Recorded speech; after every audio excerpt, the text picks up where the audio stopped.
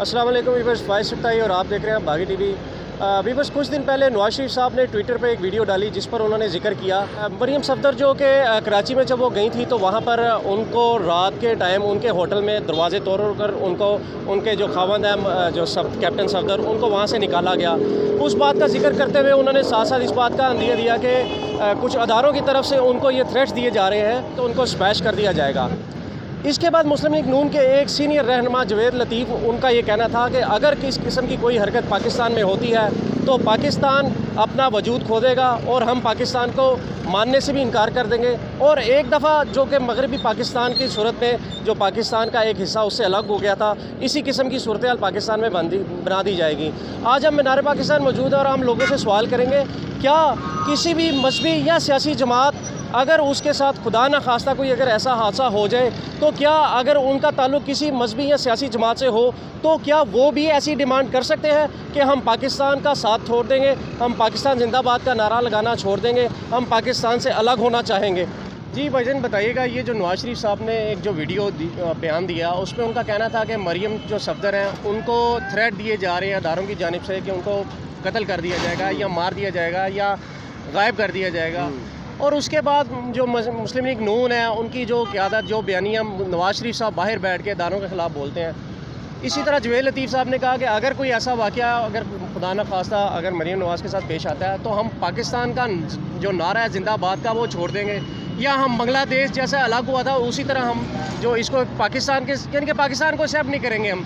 क्या ये ठीक है ऐसा कहना? ये ऐसा कहना तो बिल्कुल ही ठीक नहीं है, क्योंकि मुल्क में वैसे ही इंतशार फैलाने वाली बात है, क्योंकि मुल्क में एक करके चलने वाली बात किसी में भी नहीं है।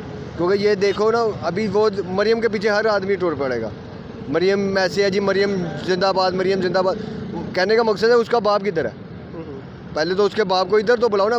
मैं पाकिस्तान से बाहर बैठ के जो मर्ज़ी कह सकता हूँ, मैं यहाँ पे बैठ के इमरान खान को जो मर्ज़ी कह सकता हूँ, लेकिन इमरान खान के सामने जाके कुछ भी नहीं कह सकता। मैं आपको एक बात बताऊँ, मैं दुबई में था, मेरा दोस्त था, वो टैक्सी चलाता था, मैं आपको अपनी बात बता रहा हूँ, वो टैक्सी चलाता था, पठान था, वो काफ़ी बॉडी बिल्डर था। तो वो ये जरदारी के विले में गया है, घर उसको घर ना कोठी को विला कहते हैं, आप समझते हो। वो उधर गया है तो उसने अंग्रेज़ ने कस्टमर छोड़ने गया, अंग्रेज़ को उतारने लगा तो अंग्रेज़ को इंग्लिश में कहता ये मालूम है किसका विला है? उसने कहा ये हमारे ब्लड का। कहता तुम ये समझते हो कि ये क्या कह रहे हो, गलत कह रहे हो? कहता है जाओ उसको बोलो ये हमारे ब्लड का है। मैंने उसको बोला भाई बात सुन, तूने ये कहा है तो एक बात बता कितना कमा रहा है? 2 से 2.5 लाख रुपया, ज़्यादा 1.5 से 2 लाख रुपया कमा रहा है? कहता है हाँ कमा रहा हूँ। मैं कहा मुझे ये बता कि तुझे 1.5 से 2 लाख के साथ में 10 लाख और दिए जाएँ कि तू ये बात कह कि भाई उसका ड्राइवर रखे तुझे, तो तू ये करेगा तस्लीम, उसको गलत सुनेगा उसके बारे में? कहता कभी भी नहीं। मैं कहा यही बात है, क्योंकि वो जो उसके साथ में है ना वो कभी भी नहीं सुनेंगे कि इमरान खान गलत है। जब अच्छा, अब आप मुझे बताएं, जो जवेद लतीफ़ साहब का ये कहना है कि हम पाकिस्तान जिंदाबाद का नारा नहीं लगाएंगे, क्या ये क्या आप समझते हैं? नहीं, ये तो गलत है ना, क्यों नहीं लगाएंगे?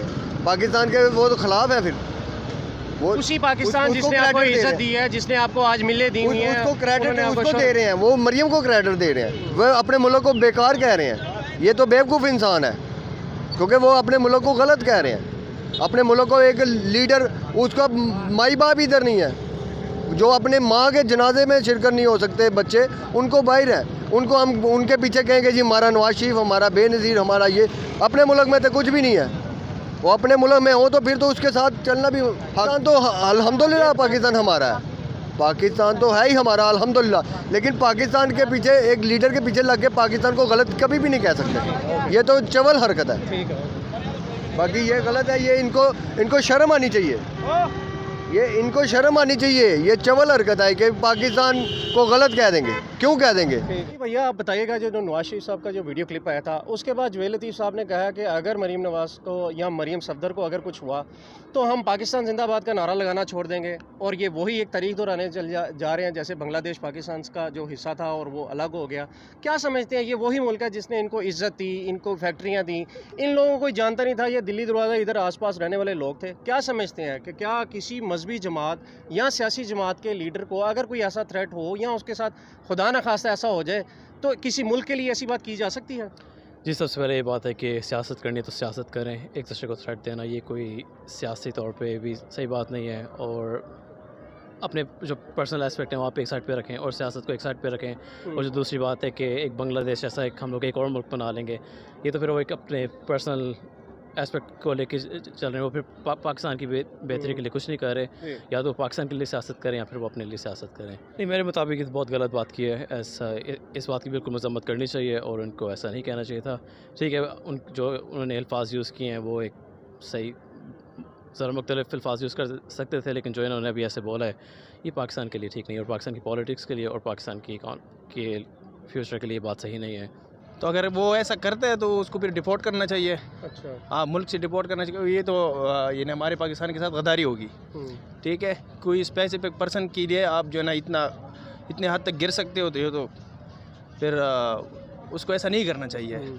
हाँ, नहीं, सियासत अपनी जगह है और पार्टी अपनी जगह है, तो मेरे ख्याल से ऐसा बिल्कुल नहीं करना चाहिए।